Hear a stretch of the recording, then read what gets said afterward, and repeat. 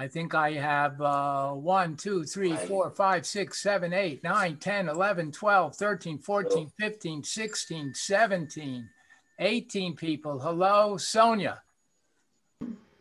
Hope she's not there yet. Hello, Lynn. Hello. Yeah, Sonia, unmute.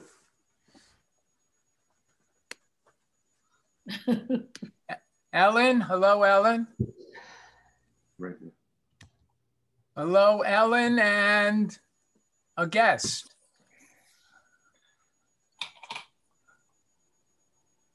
And Denise, hi.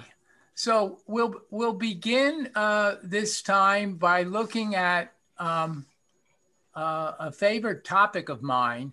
Josh, at the end of last class, Josh asked an outstanding question, which is a real linchpin to classes that I teach.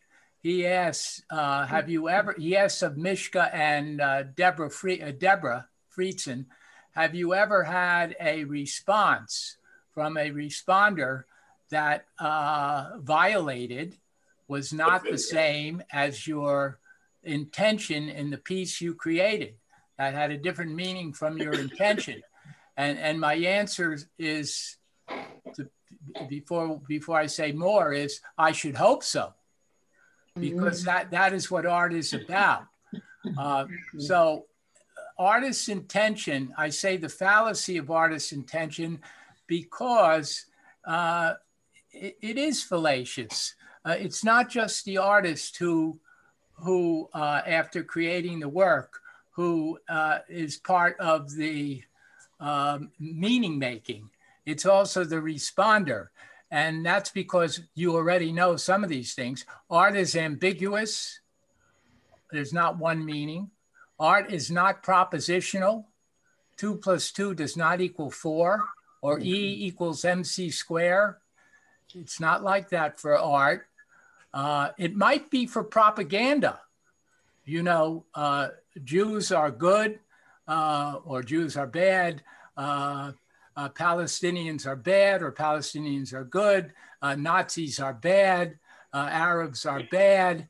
Very well. Those are statements, propositions. If the art conveys that, and there is art that conveys that, it's art that's propaganda, and it gets close to proposition. Otherwise, art is ambiguous. No, we're not. Is there a question? No, okay. Art emerges from the unconscious. That's another reason. You don't always know as an artist what you're creating or what effect it will have. It comes out of your unconscious as well. And finally, most important, art, the artist is usually not there. And everyone but our live AA congregants, thank God for them, we have all dead, practically all dead artists. They're not even in our transaction. So art in meaning making is, in responding, art is a transaction between beholder and work, not between beholder and artist. Now, it doesn't mean we don't use, you know, I've been using biographical information and quotes of artists. It's extrinsic information, but it's useful. But it's not the main thrust. The main thrust has to come from you, as I keep on saying, feeling, knowing, seeing, engaging with the work. Well, otherwise, it's... I got an email from Spectrum's lawyer about... Sorry, I'm just going to mute Shelley so that if you're having a conversation outside the class, please mute. Or if you'd like to contribute, if you'd like to speak toward the class, please unmute. Yeah, if there's, please observe that etiquette. Okay, let's go to the next. Any question about artist's intention? This, I know this violates some of your thinking, and it's almost counterintuitive, right? But it's a real important part. And in the psychology of response, which I've written about and dealt with, and that's the way I teach, it's critical that the artist's intention is part of the transaction, but not the biggest part. You are the biggest part with the work. All right, and the next slide is just a lovely definition of art. I've never seen a better definition, and it fits right in with what we've been talking about. Art is the creation of forms symbolic of human feeling. It's a very great definition. You're dealing in forms, you're dealing in creation. Think of the artist. It's symbolic. We've been saying it's illusion. It's not real. You know that. It's on often a two-dimensional piece of paper. It's symbolic, meaning it's virtual. It's not actual. We're always talking about virtual now. Well, art is virtual. It's symbolic. And of what? Of human feeling. When you get down to it, it's hard to wipe out human feeling. I used to teach very, very mistakenly conceptual artists, artists with ideas, and minimalists, you know, who just have a plain black canvas or a plain white canvas or two shapes. There's some minimalism we'll see today. I used to teach that as not being in the feeling box. Wrong. That has perhaps even more affect, but as much affect as representational art or abstract art. So let's go to the next one. Thanks for doing that. This I just put in because it's such a, you've heard this for umpteenth time. Art is not real, reality, art is illusion. I liked it because Jeremy invented the background. So I'm giving credit to my friend, to my guru, and what he doesn't know, as I told you, one of my beneficiaries. All right, next slide. We saw that illustrated with the pipe. Next slide. This was a contribution from Harvey, a great contribution. I'm not quite sure I understand it. So I don't want to take too much class time, but it says, oh, he's not in the urn. He is the urn. And this just came from February 9th of 2021. It just came from the last, what is today? It came the day before the last class. So you can all explain that to me later. Even my wife was having a little trouble with it. You think you get it? Okay, good. All right, next slide. I love it because Jeremy created this one. Now, this is very important. We haven't talked about this one as much. Artists paint what they know, not what they see. They actually are dealing in knowing and seeing. We talked about the Impressionists. They're these incredible seers, C-E-E-R-S and seers. They do incredible things that had never been done in the history of art. It looks distorted, but they are painting what they believe is ultra reality, what is really at the back of their retina. So they are doing incredible seeing. Cezanne is doing incredible seeing and knowing. He's conflicted. He doesn't know whether he's good. He knows nature has depths out there. He doesn't know, and that's what he sees, but he knows he's painting on a two-dimensional flat canvas. He knows he is painting on something that is not real, that he's creating illusion. So you could see his struggle. It's almost a life and death struggle for the act of painting. And I showed you some of his quotes, how you can see he's really on the brink of losing it. So he paints in 3 dimensions and in 2 dimensions. How can you do that? You can't. So you're going to go nuts. So what this is called, and it's critical to bringing in modern art, is you have to acknowledge, that's what Cezanne is saying. Others have said it too, starting particularly in the 1800s, but before. You have to acknowledge the two-dimensionality, the autonomy, the independence of the picture plane. It's there. You have to acknowledge it and do something with it. And sometimes, you know, you don't just paint on the two-dimensional canvas. You put it on the floor like Jackson Pollock, or you shape it and put it into a shaped canvas, which is not a typical rectangle. Or you take the square and put it on its point, which by definition is a diamond. Or you make your canvas into a circle. Picasso has an incredible work that is an oval collage, which is framed by a rope.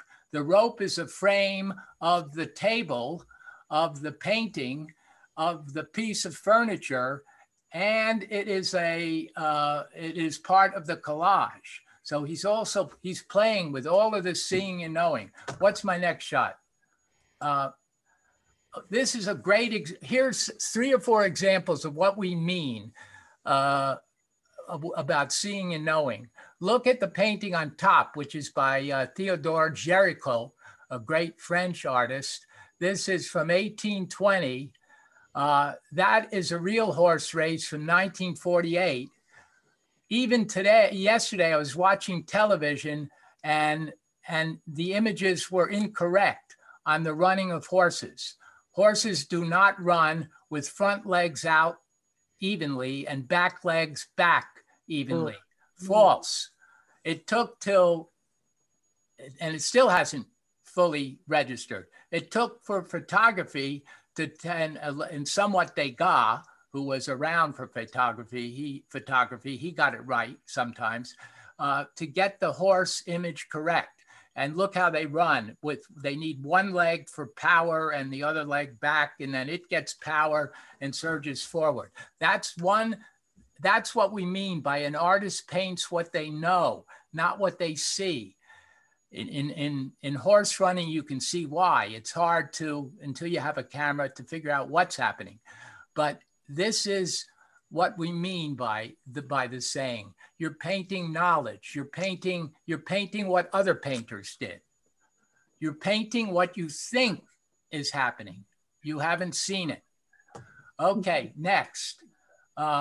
Egyptians weren't cuckoo in the art they created. They know human beings do not look like this wonderful portrait of a carved wooden door from a tomb from 2700 BCE.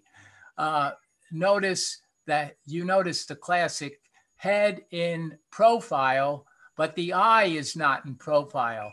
The eye is frontal. The eye is full view. Is this for the first time cubism in art? Is this for the first time not seeing one view, but incorporating simultaneously multiple views? Yes, in a sense, but it doesn't have the same thrust of the Cubist aesthetic. But the idea of painting a portrait of a face and a profile of a face and an eye that is most important to Egyptians, the eye, Horus. So it gets prominence. It has to be in full view. An eye in profile looks like nothing, right? And then you see the chest is frontal. The chest is frontal. That's impossible. You can't turn your chest frontal and be in profile. Your legs are in profile, but look at the feet. Only discovered fairly recently. By that I mean in the last 100 years. Somebody noticed that's not a left and a right foot. This is what I mean by painting what you know and what you conceive of a figure. Those are two right feet.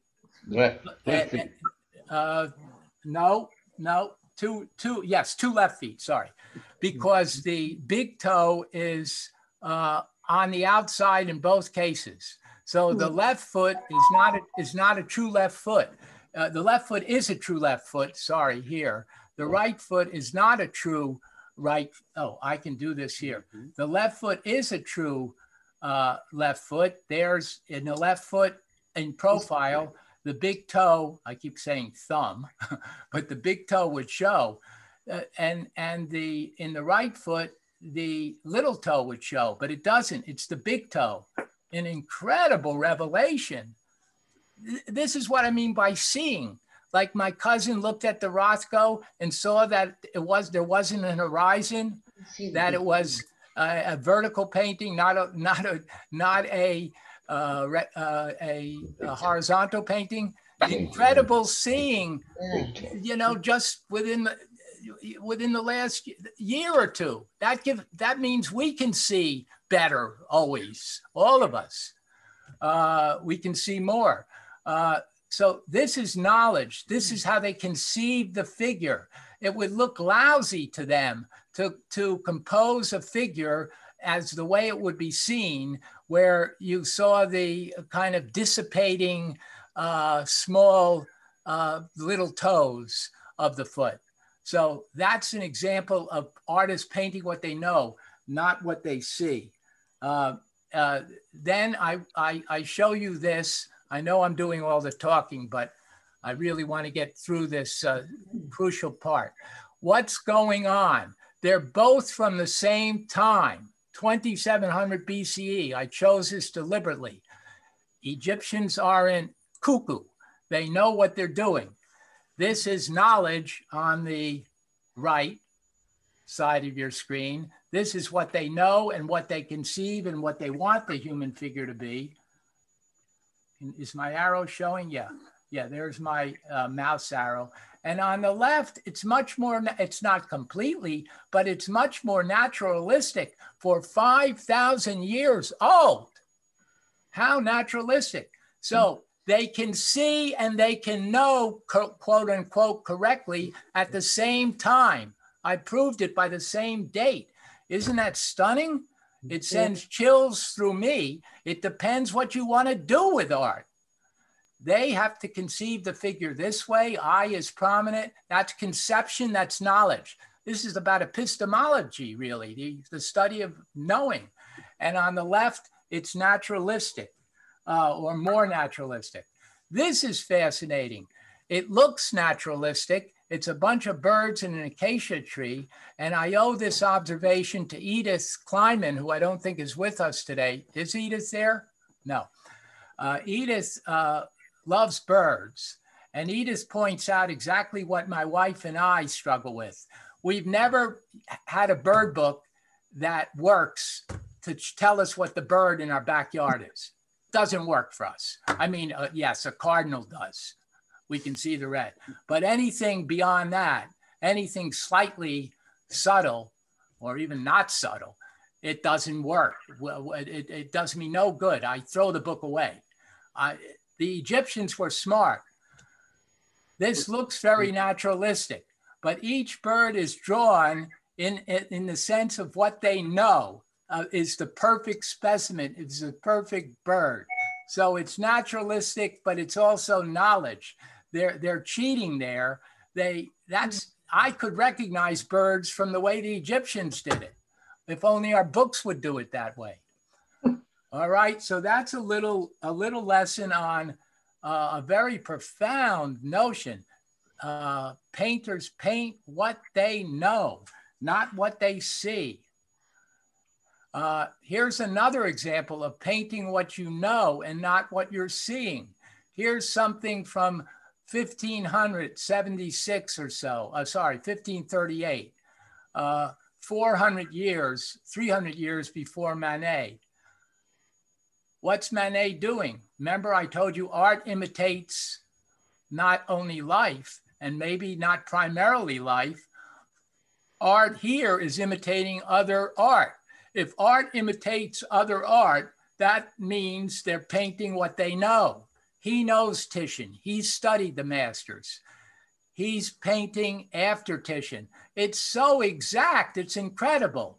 Two pillows, one double mattress or double bed, same sheet, same green curtain, same color even. The only thing he does is what you all know happens with modern art, and that's why Manet in 1863 is called a pioneer and often the first modern artist.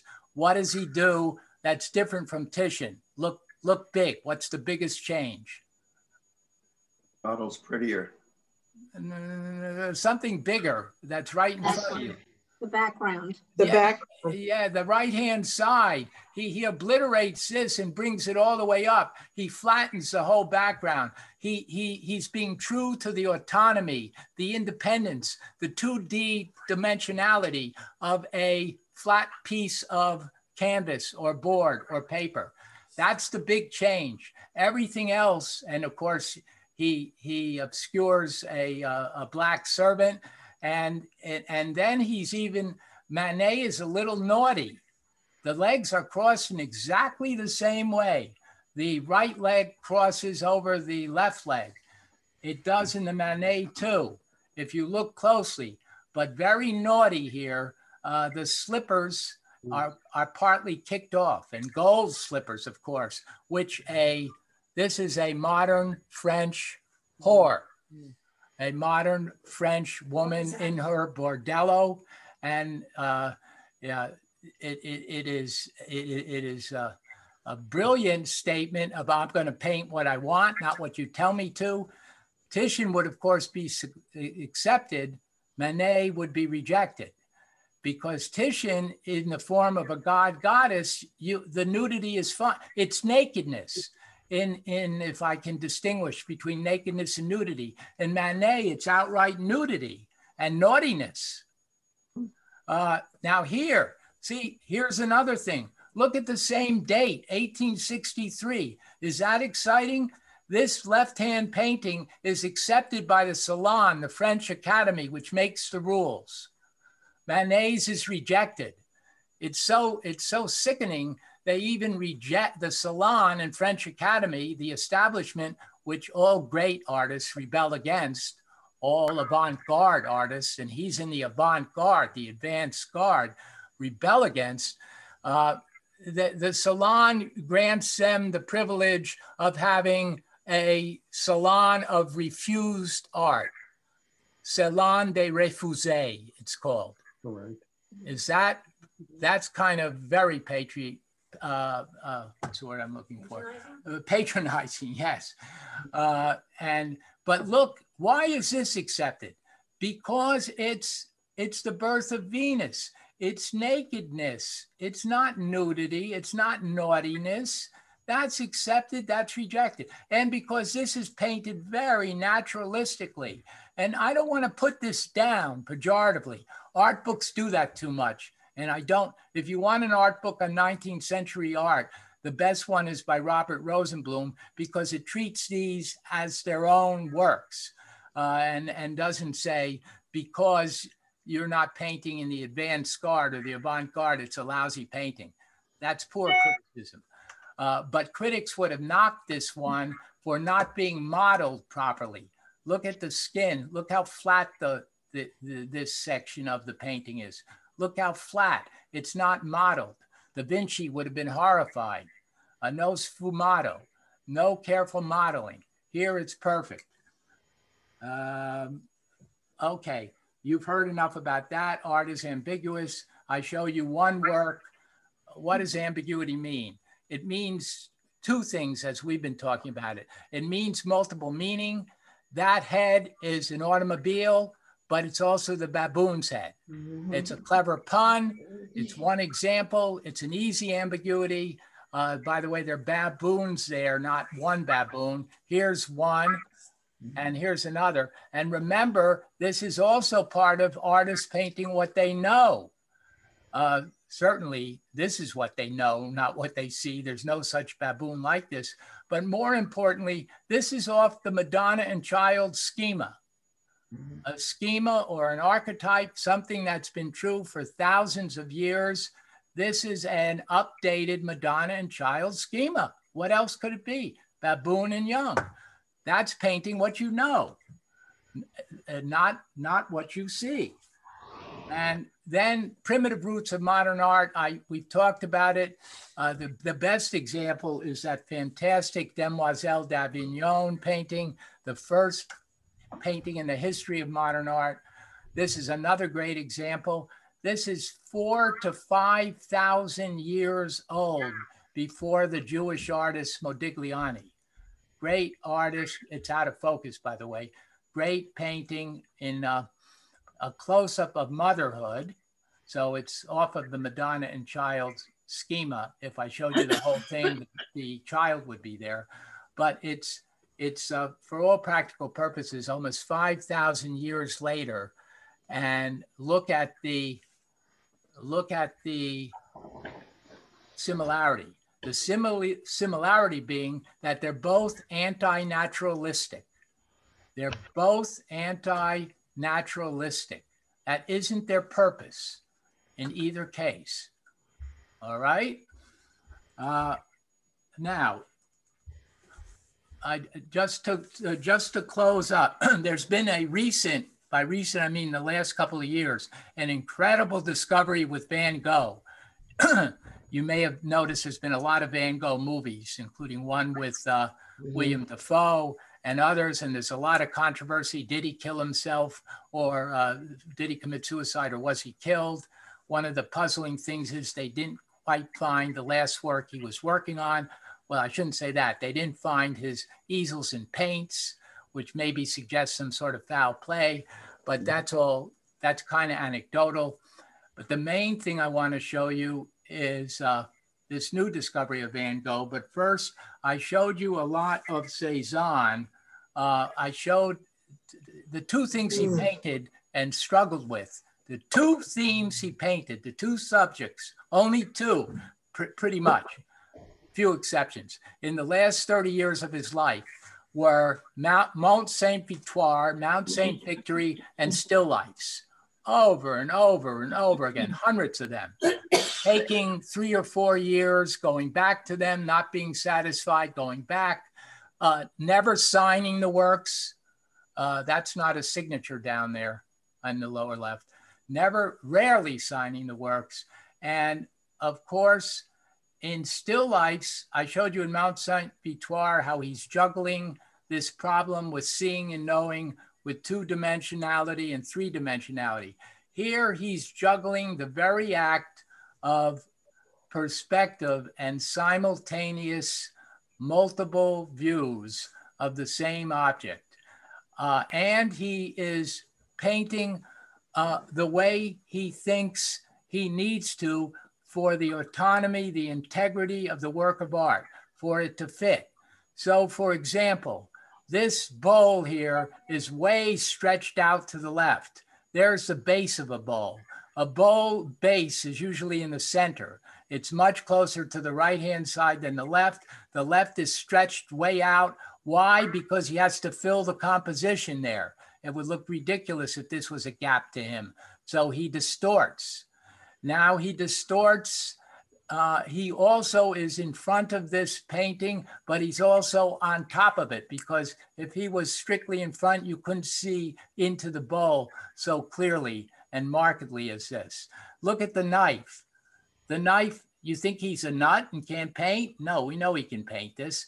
Here's the knife. The handle goes one way. The knife part starts to go another. The fruit is wonderful, but it's not for eating. In a realist, in a naturalist, you would eat the fruit. And some impressionists, you could eat them. And in a lot of realists of the 1800s, it's luscious fruit. But it's still a luscious painting, isn't it? The color and the shapes here. But it's not an apple or a pear or whatever it is, I can pick up and eat. But it sure is wonderful to look at. And by the way, here's another distortion in this glass. Look at the glass on the right-hand side here. Look at the base of the glass. Hold your conversation, please. Look at the base of the glass on the right. It's totally out of proportion. Maybe it's not even the base of the glass. Maybe it's another object, a shell or something else. Who knows? All right. This is an easier example. Look how he obscures the handle of this picture. He doesn't even complete it for the sake of the integrity of his work, for the sake of the composition. And you know, as I know, if you see this on the picture, you cannot see this view tilted toward you on the top. That's false. That's not naturalism. That's what he knows. He is giving you two simultaneous views. That's why he's often credited as being the father of modern art and the father of Cubism. He's giving you two simultaneous views of this picture. He is struggling with it. He's giving you straight on, he's giving you up on top. That's the father of Cubism. That's about painting what I know. I know I'm painting on a two-dimensional surface. Why do I have to make it representational? Why do I have to make it three-dimensional? There's another great case of look at this. There's no way that those fruits would stay on that plate. They would go right off, roll right off the plate, right off the drapery, which is also painted very hard like, not soft drapery, all for the sake of the composition. The fruits, the plate, they wouldn't stay there, okay? It's a ginger jar. The ginger, look at the ginger jar here. He doesn't, the top of it, he doesn't complete it because it would get in the way of the fruit. So he changes it. Look at the right-hand side of this jar, this is actually the ginger jar, I think. The right-hand side of this ginger jar, he doesn't, look how nicely this is on the left completed as an arc. Look how poorly, obviously the guy can't draw, as the French establishment said. Look how poorly this is completed, okay? Now let me show you the van, and then this is just to show how, this is the closest thing I find to showing you Picasso's great first modern painting. To me, it's still an amazing thing when you see this. How in the heck did he get there? It still seems as fresh today as yesterday. I told it like it was just painted yesterday, not 115, 114 years ago. I don't get it. I still don't get it. I don't get how he came up with this. It's shocking. It violates every expectation. Let me give you the biggest one. This body here is not the front, it's the back. The head, I'm on the right-hand part. The head is in an impossible position, twisted around. People have made a lot out of this into his view of women and his negative view of women. And he was a classic misogynist and a terrible man in a lot of ways. But in any case, here's the face of the woman, African art, multiple perspectives. You saw some African imagery, and here's not the front of the body with the breasts. The breasts are up here on this person, over here, not over here. Look at this disembodied arm. I like the metaphor here. The five also women of the streets, women of the bordello, are opening the curtain on modern art, on the 20th century. She's opening here, here, and here, left and right. She, with her disembodied arm, is opening here. So the metaphor is a great one. Maybe the still life is the one thing he is, even though it's somewhat stylized and abstracted, maybe that's the one thing he's throwing in there for you to say, I know about representational art. I know about 3 dimensions. I can paint that way if I want. So he throws it in the front. They're just incredible things about this work. And then we see Van Gogh, who is not so much about knowledge, but about feeling. Not so much about seeing even, but about feeling. He's the link to every expressionist artist who ever followed. Expression. You're interested in painting what's coming out of you, what's coming out of your heart and gut. You know that it's classic Van Gogh. And then we have the incredible painting. This is one or two that are thought to be his last paintings. This is my surprise for you and why I had to do this. This is an incredible painting wheat field with crows. I like to say this is his last painting because it's more romantic to say that. Crows are a symbol of death, and how nice that this is his last painting. It probably isn't. The next one I show you probably is. But in any case, they're not sure. But look what is happening here in terms of ambiguity and violation of expectation. Think of single point perspective. What has he done? These are 3 rows into the wheat field. And I'm going to show you what the real wheat field looks like in a minute. What has he done to those 3 rows? So to just think big, what's going on? He stopped them. Yeah, yes, that's one thing. There are 2 incredible things. He stopped it here. How does that go with his state of mind? No exit. Doesn't that send chills through you? No exit. One of 2 last paintings in his life, July 1890. No exit.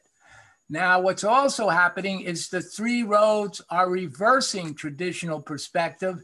You have to read up the painting, not into the painting, which is happening with modern art, right? Those 3 rows are coming at you, right at you, the viewer, right at the artist and the viewer. They're not going away from you. That's why you have to read up and not into. And we'll just prove this, that we're not just talking trash here. Look at his words that he wrote virtually at the same time. One of his last letters. He wrote thousands of letters. You should read them just as for enjoyment. They're incredible. And you see that he's not really insane in most of his letters. The insanity is taken care of by the brilliant paintings. The neurosis comes out in the form of brilliant art. That's what I mean by not being insane. The painting's not being insane. Yes, he has mental issues. I'll read it one more time. I was a bird trapped inside a cage that I thought I'd been released from, still confined and limited to where I could fly. I've been holding up my umbrella to avoid the rain, but I never stopped the rain from falling. That's a very curious line that I'm not quite sure how we interpret. I am caged, and you tell me I do not want anything, fools. You think I have everything I need? Oh, I beseech you, liberty, so that I can be a bird like other birds and fly away. So that's Van Gogh right at the time of a painting like this. And right at the time also of the other one, here's the wheat. The road does not stop. Here's they tried to get as close as they could to the view. Now look at this. Isn't this a great way of teaching art? The real thing, this is the real thing in a way. I said that by mistake, but Picasso, and I agree with him, art is truer than reality. Art is truer than reality.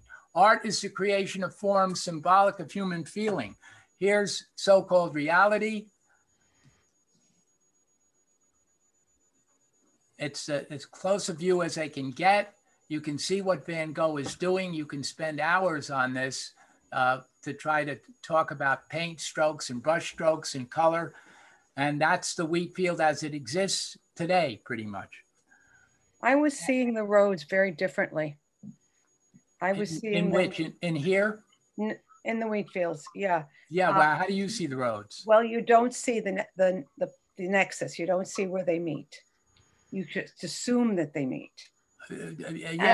Back outside the painting at you or at the artist. Yeah, but then kind of getting towards Robert Frost, the road not taken.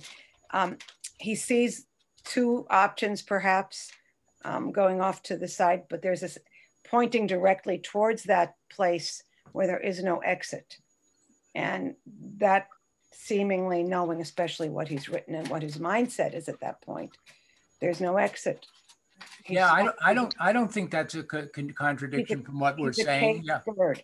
He's a caged bird. He can't get away. Yeah, I think that's what we're saying. I agree.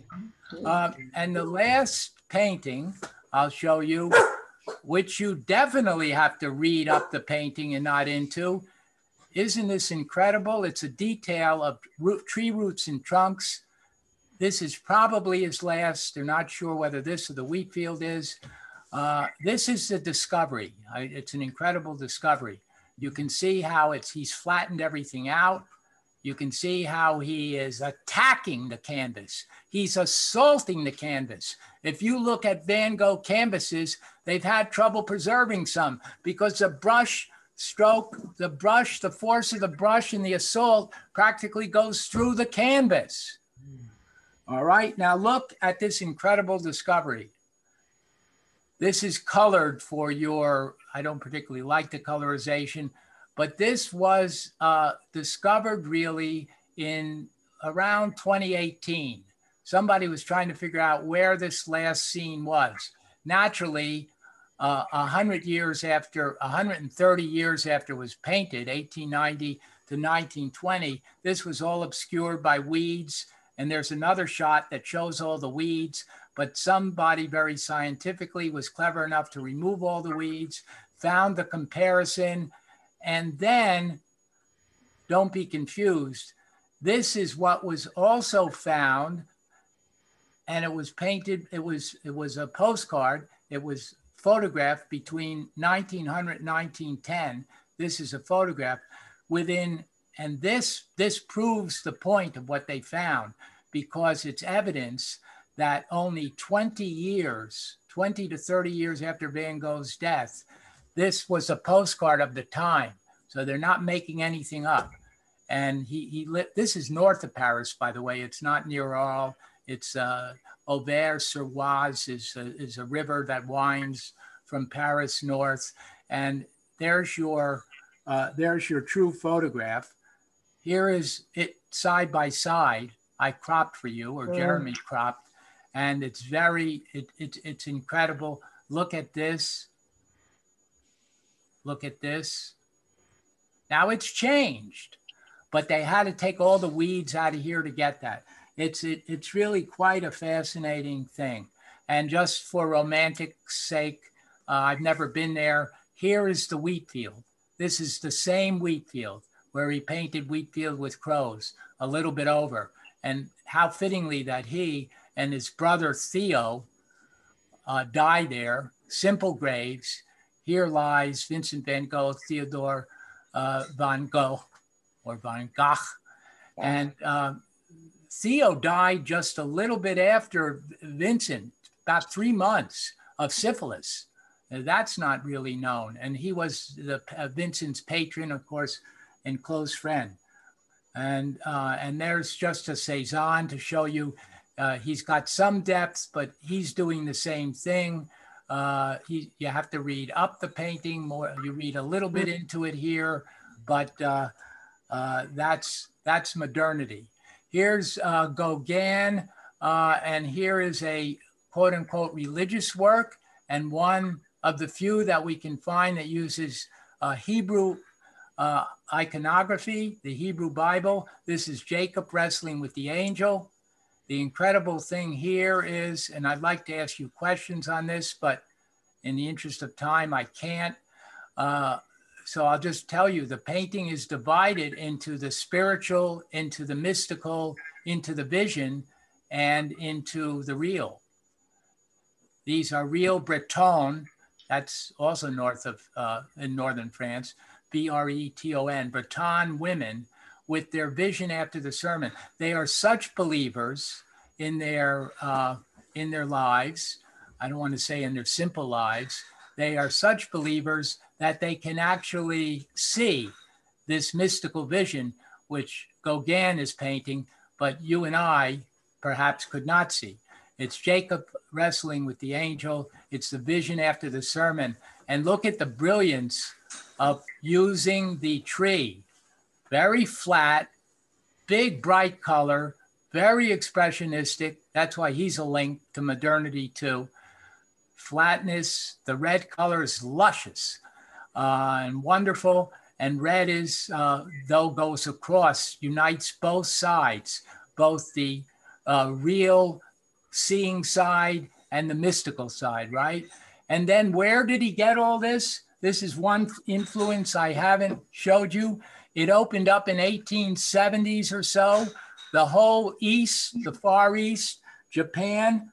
Look at this incredible, another example of the painter painting what they know, not what they see. Here it goes, side by side. Reverses it, same painting. Uses the red. Does an artist paint what he knows, or does it come out of his head for the first time? No. In some sense, even the greatest artists paint what they know. Paint what they know. He knows Japanese art. It's opened up. It influences Impressionists and Post-Impressionists and modern painters for its flatness. And here you go. If you can't have a closer connection there, I don't know what is. And then here's just three of the time that they saw and loved. Three stylized, the flatness of the women. Look at that. The flatness of the three women. You can kind of peel them off the two-dimensional canvas, or in this case, screen. The stylized wave, very Art Nouveau-ish in its wave. All right, and now to your homework, which was, I have to say, fantastic. And let's do it this way. Let's do it with, and I'm glad some of you paid attention to these quotations of the artists. They're incredible. Let's choose and just volunteer if you would to read. If you don't want to volunteer, I could read some, but I'd rather have you read. Can somebody choose one of the Barnett Newmans and read what they wrote? And I'll show you the 4 or 5 that you dealt with. Here is Barnett Newman on the left and the right. Those are two paintings, but not exactly. This is very deceptive. I have to tell you about the one that's called The Wild on the right. Is a shaped canvas. A shaped canvas meaning this is not painted. This is just a background.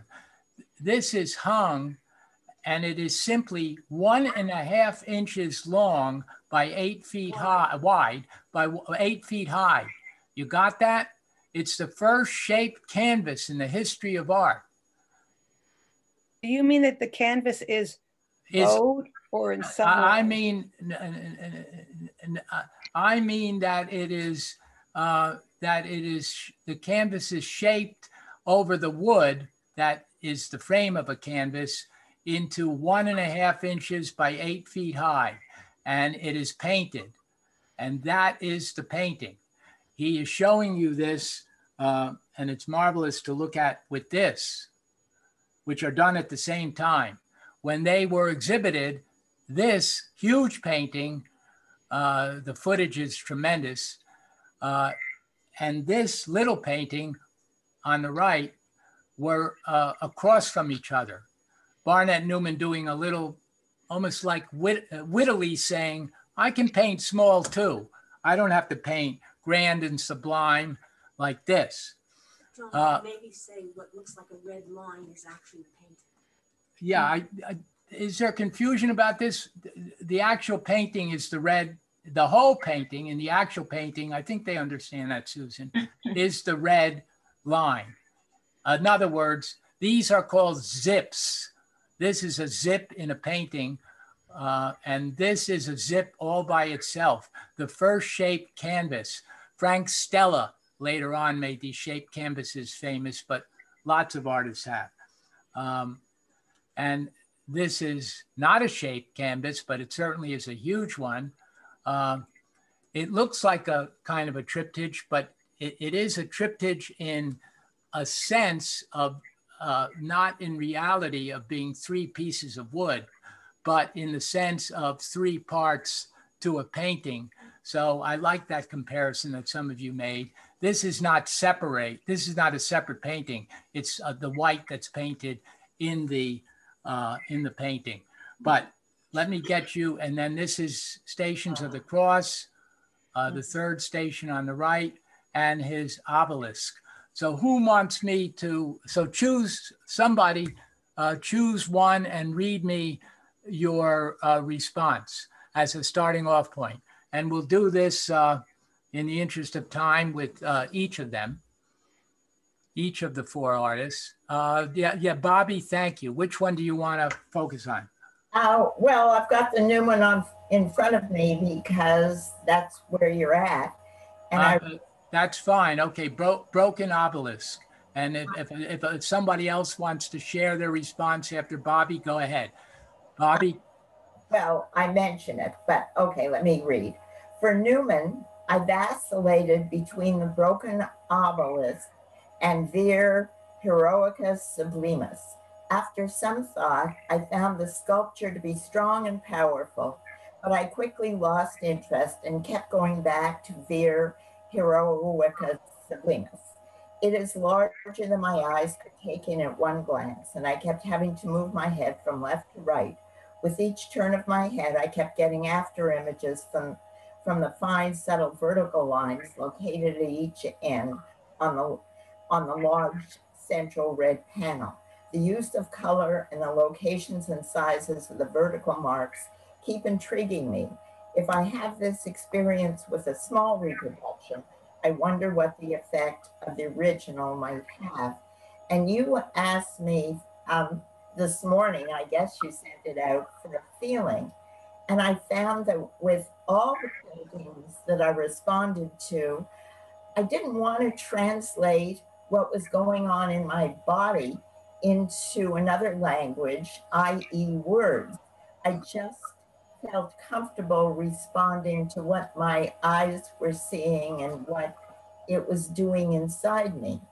Yeah, yes, you rebelled against my asking. Many of you did. That's great. You rebelled in some sense in what is in part, for some of these things, an irrelevant question. What is not, I don't think what your feeling is or your emotional experience is irrelevant, but you rebelled against me asking you, well, how does this take you towards a meaning? And no, it destroys your emotional experience.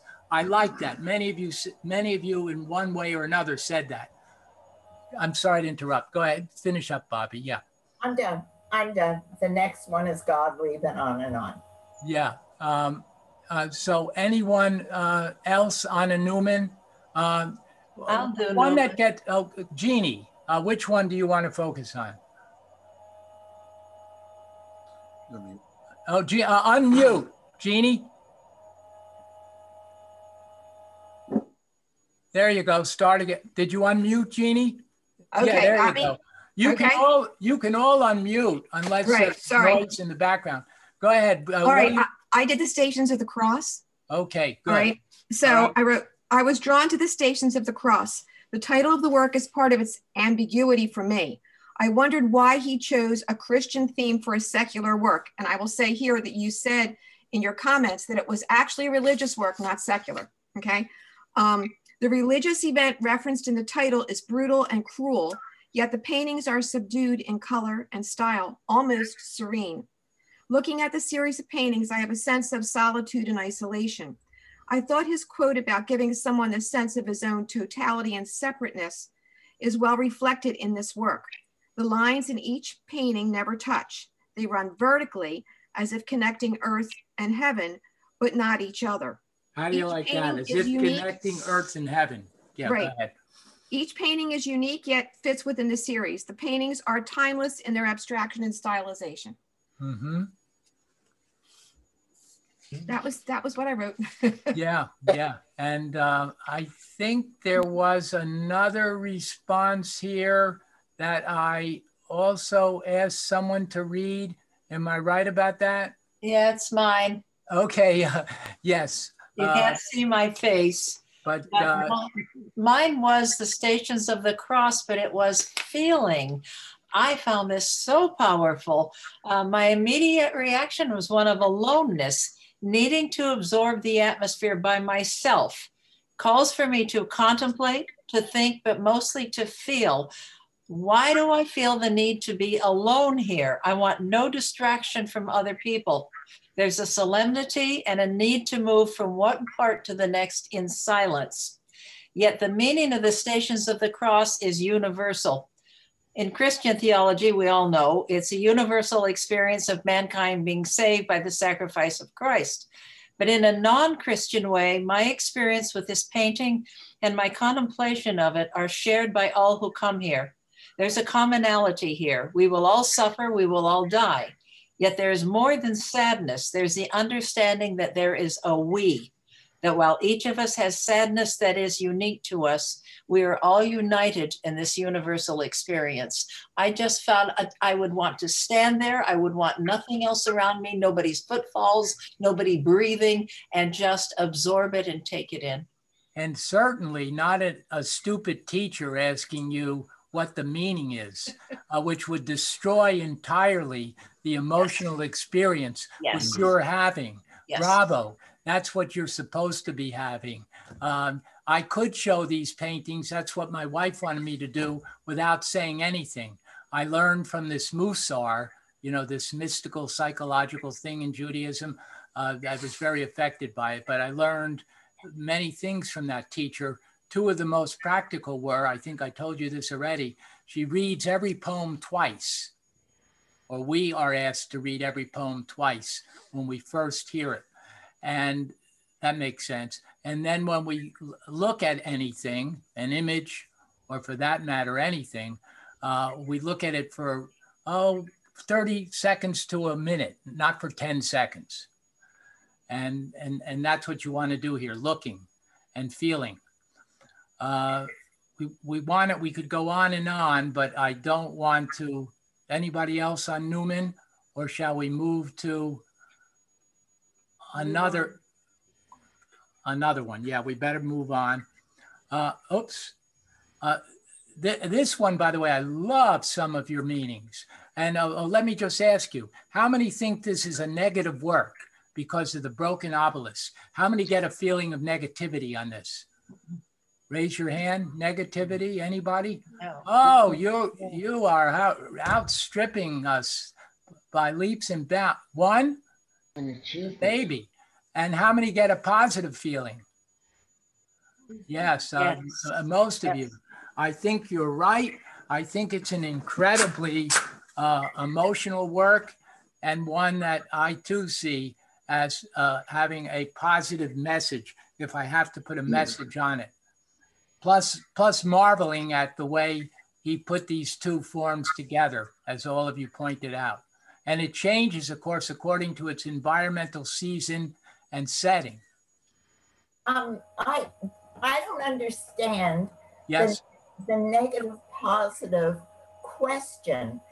Does that mean I have to try to analyze what's going on in my body to determine, is that a negative feeling or is that a positive?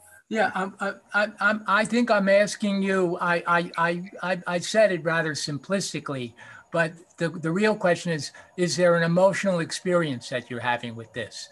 Yes, no? You don't have to have one. And then if you are, and I take this from some of the responses that said, boy, a broken obelisk. In other words, you're dealing with something that seems, God, it's broken. That's usually a negative word. You do look at the titles, but yet it seems to potentially have some creative strength to it. And power. So did I answer that, Bobby? Mm-hmm. Yes. Yeah. All right. Mark had a question. Mark had a question. Sorry, Mark. If you know, now that I'm looking at it, it reminds me of a tree eaten by a beaver, especially sitting in the water. Yeah. Yes. Yes. I find that very positive. Yeah. You know what's interesting? It's metal, it's steel, the hardest thing, but I wouldn't say this is so inanimate and dehumanized, would you? No. So it shows you metal can have, you can't make, like I was trying to make with minimalistic art and conceptual art, the stereotype, oh, this is idea. Forget asking me what the feeling is. Then I realized, boy, I'm having all these mystical experiences, by looking at these pure black or pure white paintings, and I'm saying, oh my God, this is even Jewish mysticism. It's even Kabbalah. But that's good, Mark. Which one do you want to deal with, Gottlieb? Somebody read me a Gottlieb that hasn't read yet. I can do burst. Okay, yeah, the red one? Yes. Yeah, the red one is actually burst. What a painting that is. What's that? Let her talk. Yeah, we should say nothing here, but my wife says let her talk. Go ahead. That's okay. On viewing, the painting consists of a red ball in the upper part of the painting.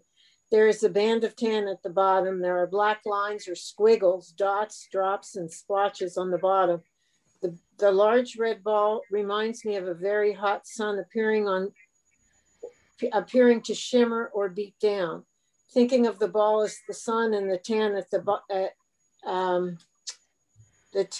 bottom as sand, maybe it reminds me of a desert. The black splotches seem to be pushing down on the bottom of the edge of the painting, while the dots and drops seem to be bouncing up into the middle ground of the painting. The darker gray area at the top of the painting adds a border to the painting. The painting seems to include both color field painting in the red ball at the top and the white background and the tan at the bottom, and action painting in the black at the bottom of the painting. There is a darker tan line on top of the softer tan at the bottom of the painting. It seems to press the tan at the bottom. I noticed that there is a large empty space between the red ball and the area toward the bottom. The painting shows me contrasts: hot red, cold, cool gray, empty space, crowded area, peace, chaos, light, dark, up, down, stillness, and movement. I think that's it. Great, great. Oh, and then I said, when I first saw this painting, it immediately reminded me of Picasso's Don Quixote, and I think it's, and you asked me why is that exactly, and I think it's because of the black area, the squiggles at the bottom, remind me of the way that he painted the figures in that with squiggles and dots and, yes, and lines. I can see the comparison now. Looking at both of these, we should just be silent before them for an hour, but in the interest of time. Jonathan? Yes. Where is the obelisk located? There are about 4 of them. The one that we showed is right outside the Rothko Chapel in Houston, but there's some nearer. I think there could even be one, but I'd have to check for you in what was formerly, or what is still, the Museum of Modern Art Garden, but I'm not sure. I think there's one in New York someplace, and one in Massachusetts. There are 4 in existence. Thank you. Thank you. The Gottlieb, what did you, okay, I'm not going to ask whether you get a positive or a negative here, but some of you did go on and tell me what your emotional experience with these burst paintings were. Anyone want to share a possible, or now, what do you, in other words, I'm asking you in a way, when we're looking for meaning here, the most important thing is we're looking for an emotional experience. And then if you want to look for a meaning, if you want to sort of make a narrative out of it, you can look at things and try to do that. With your, and this goes back to our artist's intention, not with necessarily based on what the artist says, but based on what is in the painting. If you are being true to the painting, the point is that you intrinsically, out of the painting, which Bobby was trying to do. She didn't even look at the titles, I don't think. And you intrinsically get from the painting what the experience is, and you don't go further with it. Jonathan, I'd love to add a comment here. These two paintings to me are... Can you hear Jeremy? They come off as something like Japanese.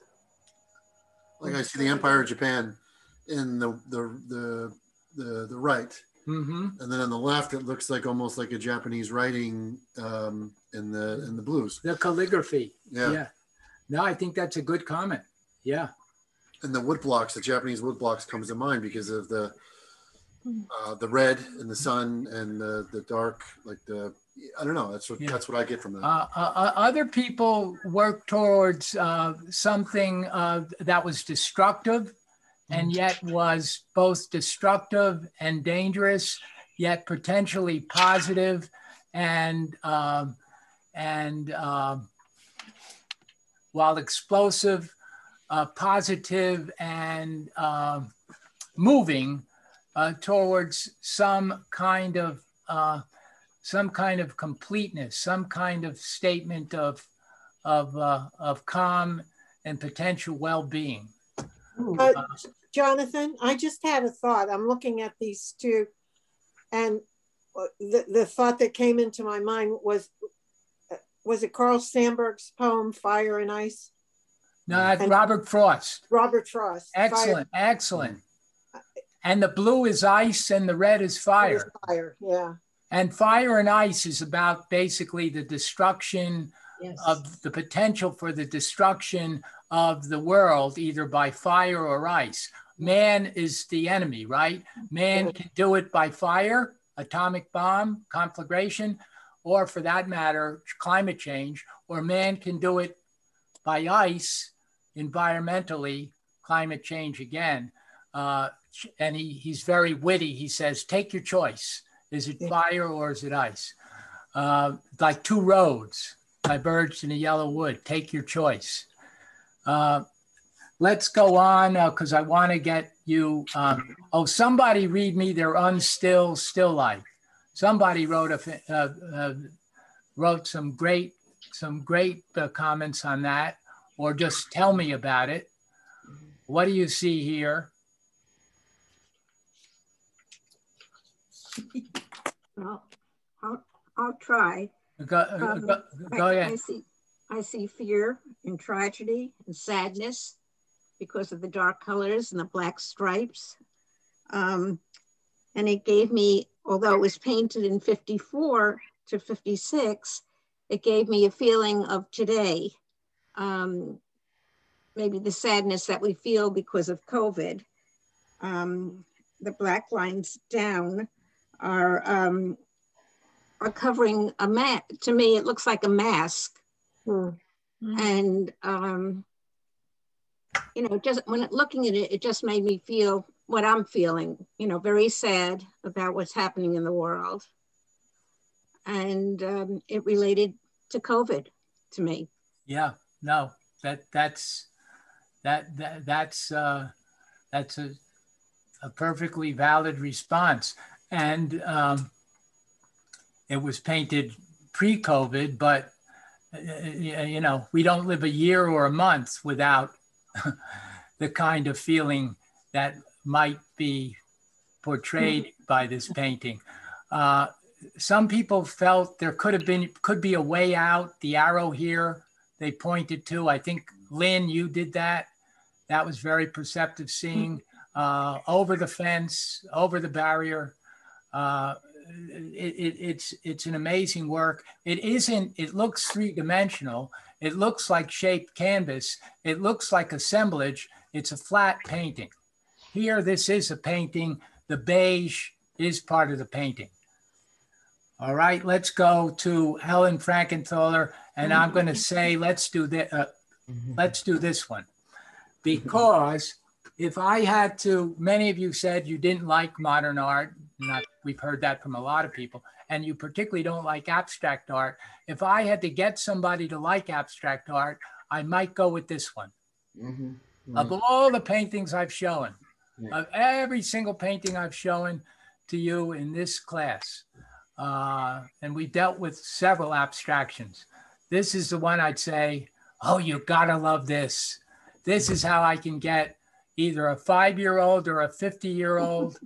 A 5-year-old probably wouldn't have so much trouble with it, but this is how I can get a 5-year-old, a 50-year-old, or a 150-year-old into modern abstract painting. And that may be all I need to say. Mountains and sea, she came back from Nova Scotia. She came from a wealthy family, by the way, Supreme Court Justice, New York State Justice. Her father died tragically when she was 11, but she evokes.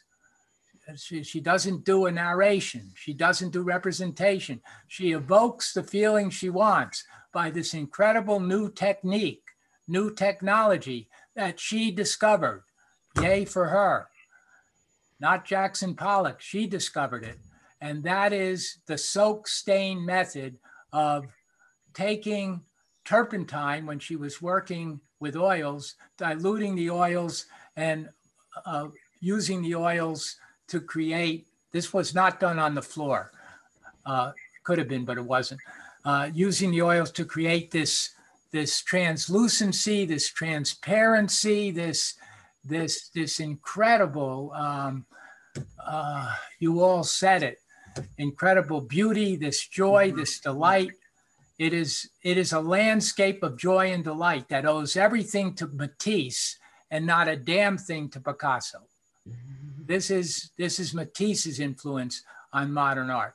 A colorist, my God, I would hang it on my living room wall, my bedroom wall in a second. What, anybody? Yes, Henry. I didn't write about this, but as I'm looking at it now, and it's the first time I noticed it, it actually looks like the face of a woman with a bonnet on. I never noticed it before. It's like freaking me out that I'm looking at it now, and the lips are the darker red, and the eye is that where your pointer is right now. Yeah, the lips, the eyes, the bonnet are down at the lips down here. Yeah, yeah. And it almost looks like that to me, and I never noticed that before. It's funny you say that, because at the same time as this painting was done, Wilhelm de Kooning, a Dutch abstract expressionist, was doing incredible paintings. Again, he's criticized because he looks like he's tearing the women to pieces, but he's doing these incredible pieces of this calendar art, Marilyn Monroe, Rita Hayworth imagery that he's taking and destroying with action painting. I don't have one to show you, but it's the same year, and she would know his paintings. But normally, you know, we can treat these paintings in a sense as Rorschach paintings, ink blots, and see, as we do clouds. Leonardo da Vinci did that with clouds, and see all the different shapes in them. And some people see one thing and some people see another. But just associationally, just feeling wise, I think we'd all express joy for this one. Yeah, I'm looking at the time. I'm forcing you into one more painting because I'm forcing you into this one. And it's called Milkweed. And again, associational, Lee Krasner. I'm giving you some of the answer here. My wife and I keep on buying milkweed plants. The milkweed is home to only one thing, the monarch butterfly. This is the monarch butterfly as a caterpillar. I took this shot. It's one of the best photographs I ever took with a simple cell camera, and on our milkweed plant. And the milkweed is that kind of bursty, white, fluffy flower that goes all over the place on lawns, if you have one. And so she seems to be alluding to, you know, I think somebody pointed out this was very good. Matisse liked the strips of paper that he used to work with at the end of his life, these flat kind of things. It looks collage, it's not. It's all painted, and the orange and the stripes here kind of suggesting, not a one-to-one, you know, what is home to the milkweed plant, what the milkweed plant is like. So the abstraction is kind of, you associate, I make the association here because of the title only, which is part of the work. As I tried, when I taught my literature class the last time to you folks, I tried to give you a trick, a typical freshman college trick I always use. I say, what's the first line of the story? And every college freshman raises their hand and they tell me the first line of the story. Once upon a time, blah, blah, blah, blah. I say, no, the first line of a story is the title. Well, that's true. You can't leave out the title. Now, in paintings, you can when the artist doesn't name the title, but in this case, the artist did. So we want to pay some attention to it. And now we've taken you through these incredible abstractions, and I will send you for homework a Ben Shahn painting or two to have an experience with. Yeah, I'll send you these. And a George Siegel experience. Here's an iconic George Siegel work. It's again one of the rare times we get Hebrew iconography. We get a Hebrew story in a modern artist. I mean, in a world famous modern artist. Abraham's Farewell to Ishmael. That'll be one I'll send you.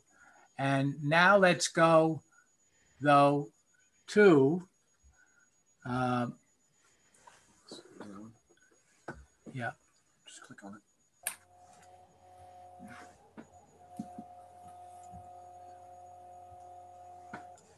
Yeah, this is all.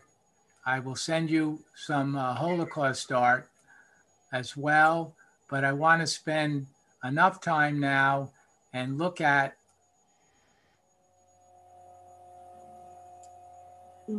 take it away, whoops, take it away, Mishka. What's that? Oh, taking it away after all that. Oh, I'm sorry, Mishka, I cheated. Would you mind talking about this one first? Okay. This is different, and go ahead. I have three views of it. Yeah. Okay, let me start by explaining that for those who don't know, this is a metal cutout of a paper cutout. Okay, I've done this one many times with paper, and for a while I had the good fortune of having a resource where I could turn some of my work digitally. It was done so that it could then be cut out of a piece of metal. This happens to be a piece of steel.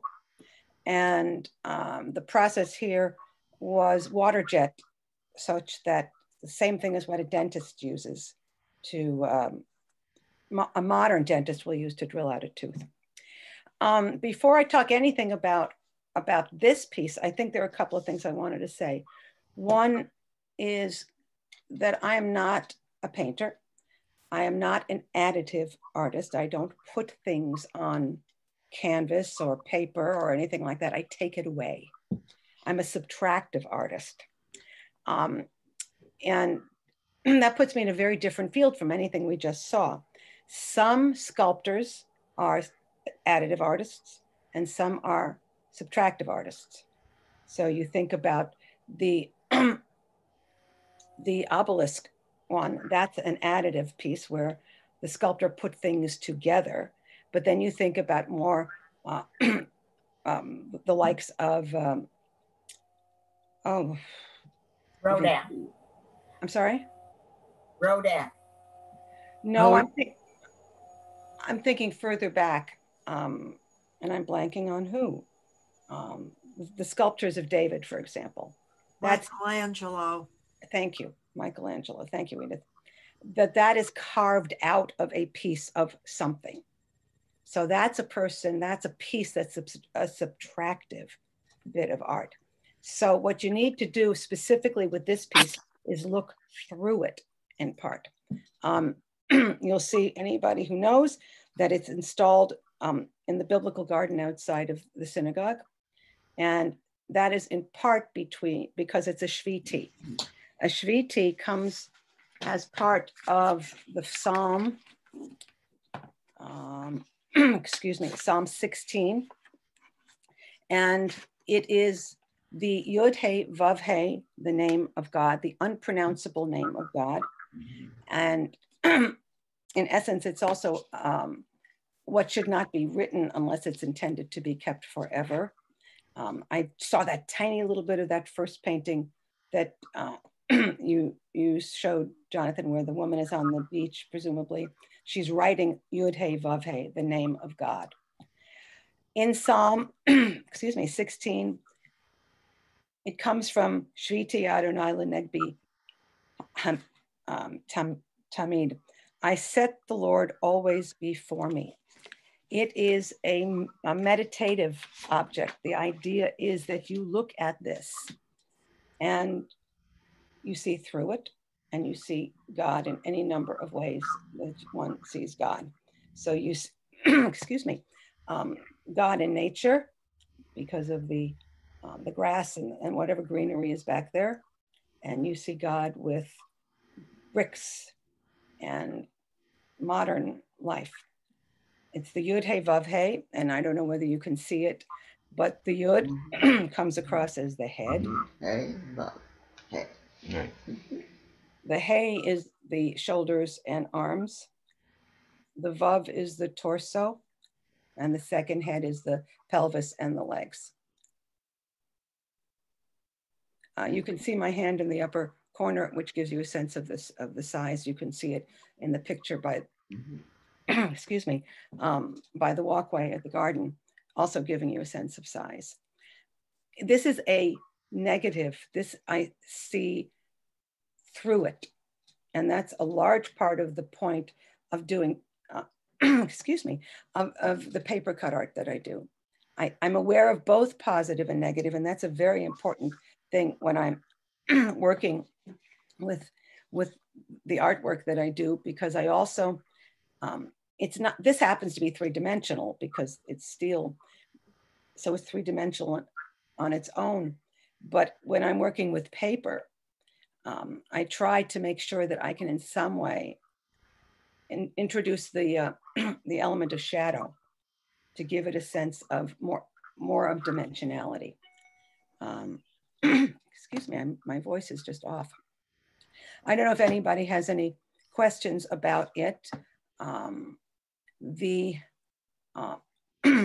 sense of God also as a creator, coming from the torso, the Vav, is this squiggly little line. Is that penis? Maybe. Maybe not.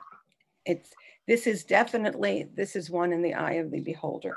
And I see joy and jubilation. And of course, I see a flame here. Yep. Yeah, I see masculine and feminine shapes. I see unity in that sense, but I do get a sense of ultimate jubilation. And I wouldn't be adverse to meditating before it. Like I wouldn't be adverse. Go ahead. Well, that is the point of it. And I've made many of them with different backgrounds when they're just made out of paper. And one has got literally it's gold paper. Another is one where it's very deliberately I've made rainbows, a rainbow behind it. And partly that is so that one's image of God could be enhanced or directed, because some of this has been done by commission. And my favorite one is the one that's on gold paper, because I look through it and I see God and gold and very joyful. But this is an object for meditation. And people who have it for that purpose as an object of meditation. There are many of those in other cultures. This happens to be my Jewish way of taking, I will set God before me always, from the Psalm. Great. Okay. This is one where I use both positive and negative. What you see as purple is the background paper. This happened to have been a commission for a bat mitzvah. So Emily Allison is the owner of this piece.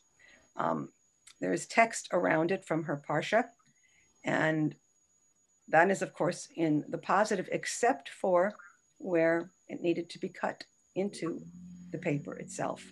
One of the other rules about paper cutting is everything has to be attached or else the paper falls off. There's a secret little bit of a line you can't see that holds the center part to the frame. So, but you'll notice in the four corners, there are the stars, which is what holds the the paper onto the frame or the margin, and then it's framed.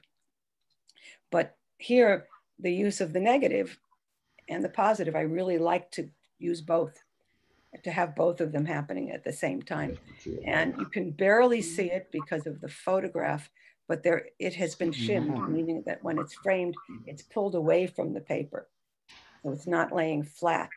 And so you see shadow. You can specifically, or most see it on the left bit of text. It's hard to see on this one. You know what's amazing? You could see this as painted on it, as painted purple. But of course it is cut to reflect the purple. And I love the yin yang here, the twist of the tree of life, if we can call it that. Yeah. What about the rest of you? Can I ask a question? Of course. Can I ask why purple in the background? This was a gift for somebody, a commission, and that's a color that they saw as being important to the girl. That's fine. I just wondered, if there was a religious or biblical reason, if there might have been from the person. There might have been from the person who commissioned it, but it wasn't given to me. But this is a beautiful piece of paper, which is hard to see again in the photograph. But if you look in the upper right-hand corner, you see a little bit of white. This paper this is all acid-free paper. Most of it comes from Thailand. And this is, it's dimensional because I've squashed it. And then it's gotten ironed out. And it also has a lot of white flakes in it. And purple is the color. Purple is the color of royalty. Royalty. I knew that. And this is a very celebratory. The bat mitzvah, the bar mitzvah, very celebratory events, royal events, if I could say so, markers, ritual events. But let's let Mishka do the talking. Let's look at my. As I said, the purple itself was not a choice, right, on my part. This one. So here we go. You got the translation. I got the translation. It should say Psalm 150. I'll read it through. Praise ye the Lord. Praise God in his sanctuary. Praise him in the firmament of his power. Praise him for his mighty acts. Praise him according to his excellent greatness. Praise him with the sound of the trumpet. Praise him with the psaltery and harp. Praise him with the timbrel and dance. Praise him with stringed instruments and organs. Praise him upon the loud cymbals. Praise him upon the high sounding cymbals. Let everything that hath breath Praise the Lord. Praise ye the Lord. Hallelujah. This does not include the entire psalm. For just for clarification, it starts with the third verse because it all stayed within the musical theme. It happens to be a psalm that I love, and it's a psalm that many of us know, and we sing it. So that was a bitch to do, but using the musical staff as the way to put in the text was really important. And I've done this a few times. I've had a number of commissions on this. And I keep saying, I'm not going to do the musical staff, but I decide I have to do it because it just has to be. Yeah. Here too, you see a couple of things. One, it's shimmed, so you see shadow, you see depth. Two, everything is connected. Everything has to be connected or things just fall off the paper, fall off, and it's no longer part of it. The paper behind this is very deliberately chosen. It's got flecks of gold and silver in it. It's hard to see. Yeah, you can see if you look really closely. You can see it, but it's joyful. Music is very important to me, and I hope this reflects all of that.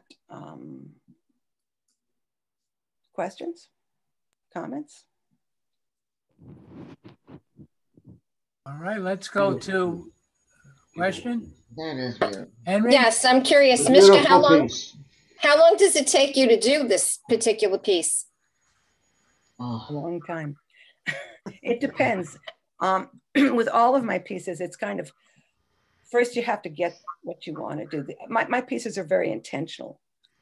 I mean, I had this text, I wanted to use this text for something. So it takes me a while, and sometimes it's taken months to come up with at least sort of the beginning of what I want to do. And then I have to draw it out. And I draw it out in the negative, meaning the back side of it. So I've gotten really good at reading Hebrew backwards, which is odd, and forwards and upside down. One of my talents. It probably, once it's drawn, probably this would take me about 20 hours. So I thought even more. It's incredible, very detailed piece. It's beautiful. Right, it's very detailed. As I say, the musical staff and the lettering, that's what takes a long time. Thank you. Yeah. So what seems to have dimensionality and create shadows, is it raised a little bit from the paper, or is it literally? It's shimmed. It's shimmed, which is that there are small pieces of mat board actually under spots that have the depth, so that the shofar at the bottom on the left, the little bit of shofar on the right, the harp, there are hidden little pieces under there to give it the look. It creates a sculptured feeling, doesn't it? A three-dimensionality. It would be dead if we took that and pasted it totally to a piece of paper. I mean, it would be something, another different kind of work of art. I think the dimensionality you create with it makes it so fascinating for me, and creates an ambiguity between 2 dimensions and 3 dimensions. Well, that's why shadow is so important in this, because it's the shadow that gives you a sense of, there's depth there. Is there something else going on there? Mishka? Yes? What is the size of it? Oh. I don't know if you can see my hands. Probably 20 by 15. That's the cut itself. Once it's framed, it's bigger. Beautiful. 20 high, 15 across. Incredible. That's quite large. Something like that. Yeah. Every time I do it, I will do it differently too. I try not to make them all the same, but small variations. You know, when somebody wants one, I tell them it's not going to be an exact copy, but it will be very much like it. Mishka, it's just beautiful. Can you lead us on page 88 that we can all sing it?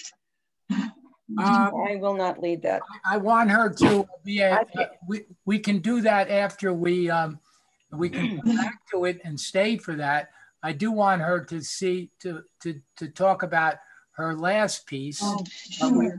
We'll Jessica, remind me, and we'll come back to that. Yeah, no, there's no way I'm. I'd love to hear. These are beautiful. Thank you. Sending stuff. This is more information. Okay, go ahead. So this is that the right title, Mishka? How many planets? To be honest with you, in this case, it doesn't matter. Okay. It hangs in my house 90 degrees differently. Okay. Hold on with the. I know it's the class is at its end. Excuse me.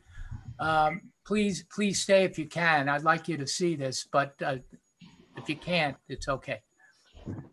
Okay, this one is hard to see some of the dimensionality because the paper behind it just takes that piece and makes it almost irrelevant. How many planets? My dad was an astronomer. When Pluto was declared a non-planet, he had already died many years before. He would have freaked out. So this is one of many things that I do with an astronomical theme, all of it kind of dedicated to my dad. But I happen to love working with the compass. So that's why it is in part the way it is, the sun and the moon, and count the planets. And you can see that there is part of the dimensionality that does come across, though, is the use of positive and negative, those lines. What do you see as the sun and the moon? Well, because I was counting 10 planets, and I thought that was your witty creation. No. Is the big circle Jupiter? Here is the crescent. Yeah. And the sun? The sun is the circle around what looks like the sliver of the moon. Okay, so you have 10, you do have 10 discs, right? Yeah, 10 solid discs. Those are the planets. Right. Whatever this thing that they had decided was to replace Pluto, my father would have gone. Yeah, and they. And anybody here who knew my father would understand that. Now they've added potentially other planets, which is, Right, but this was a bit ago. Yeah. But it's the paper behind it that I think puts it into the right mode. Yes. And I'm very lucky that I find these papers. I've made my own paper, but I haven't at all recently. Yeah, the paper actually looks like cloth. And it actually creates, it's not cloth, I thought it was, and it actually creates an unbelievable cosmological universe. It looks like cosmology behind it, and the universe behind it. It's quite, now, Jeremy and I had a question. Are these, is this all raised from the paper, the squiggles? The squiggles don't get raised because you can't support them, but it is raised again where there's enough paper to hold it. Yeah. So the Jupiter and to me it hovers between, again, it hovers between sculpture and non-sculpture. Right, and if it weren't behind glass, the squiggles, as they could be called, are free. They could be just out there. This is what I think of. This is Calder. He did paintings, he did sculpture, he did mobiles. Your mobile, that planet hangs as a mobile in your house, Mishka, right? No, that's something else you're thinking about. Okay, so it's flat? It's flat, it's behind glass. Okay, it's so here's what I think of. I just show you another potential lovely compared to somebody relationship. Even paper-like in his brushstrokes. This is a poster, but it was also a sculpture. The same ambiguity in Calder to me here. Anyone else? Yeah. I find your work absolutely incredibly beautiful. Yeah, absolutely. Mishka, I saw the one you did for Ernie Kahn. Oh my goodness. That's a Oh long my God. And that one, you incorporated everything that he was associated with. Yeah. It's so beautiful. I remember I saw it every time I went to Gloria's, and I hope the children appreciate it. I think it was well appreciated. Just to let people know what you're saying. Yeah. Gloria Kahn gave me a list of, this was for his 70th birthday. Right. A list of things he was involved with. And I ended up putting everything from the GE logo to WMHT to their dog. Yeah, it was so perfect. It was Ernie. I can finish what I was going to say because I wasn't finished. I was very taken with how your last piece is so contemporary. You know, the others have so much tradition and, you know, recognizable elements. This one is just a gorgeous design. Thank you.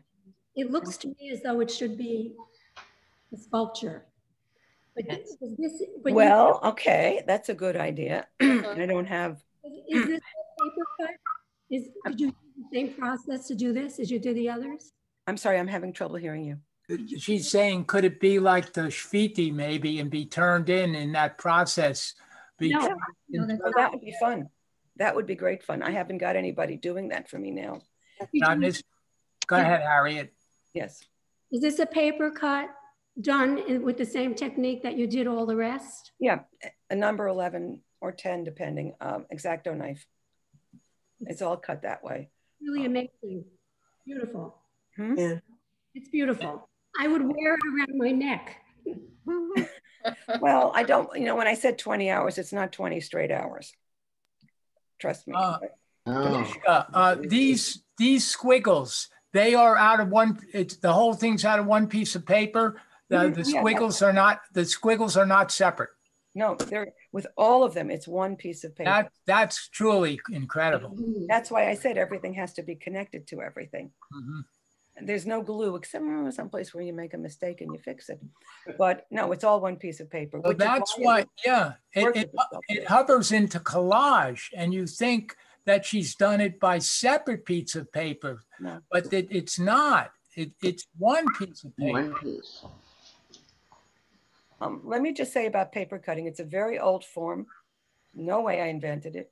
Wherever there's been a culture that's had paper, there's been paper cutting. And you think first off, China, you've seen lots, likely have seen cuts from there. And from Japan, there's Scherenschnitte, which is commonly seen, comes out of Germany. Profiles that were done, you know, my kids, when they were at 3rd grade, I think the teachers cut out profiles of everybody. I use a very heavy duty paper, which does help with the dimensionality. The Scherenschnitte and such use very thin, like origami level paper. And anytime you go into a Mexican restaurant, you'll see banners across the ceilings from wall to wall. And those are all paper cuts too. Most of those kinds of paper cuts are done either by laser or some process that's mechanical, which is why they can come up with so many. Any other questions for Mishka? I know Josh wants to kick us out in a bit. Okay, I just want to say one thing. You'll see a lot of paper cut cards and beautifully assembled cards. Not to break anybody's bubble, but if you look in the back and you see any brown lines, they've been cut by a laser, they've been burned. So if you want to know if something is individually cut, that's how you'll know. Somebody showed me a ketubah and I said, it's not an original piece put together. It was laser cut. So just so you know, that's part of the technique of turning it into something else. Thank you. Legit. It's just Jessica, coming back to you. No, this is fine. Let's leave it at this. This is okay. A nice way to end. This is beautiful. Thank you. Thank you. Thanks, everybody. I like your feedback. Gorgeous. Thank you. Thank you all very much. We'll send you again, courtesy of Jeremy's email, but respond to me, some works to respond to. Any other questions? I just want to say hi to Susan. Me too. She's back here. She was looking. Any chats for me, Susan, to answer? No chats. No. I'm the official secretary. She's more than that, but thank you all for joining and staying with us for 15 extra minutes. And next time you will see all of you who are practically all, and all of you are artists, by the way. I would say that about all of you, and can be. And we'll share everybody's art next time, rather than looking at, we'll look briefly at your homework, but everything else will be the sharing of everyone's art, some of whom are not members of the class, but members of AA who have heard about this far and wide and volunteered to show their works. Bye. Bye, everybody. Bye, Great John. class. Bye. Thank Bye, you. everybody. Great class. Thank you. Thank you very much. Thank you, Mishka. You're welcome. Thank you, everybody. Bye. Yep. Take care.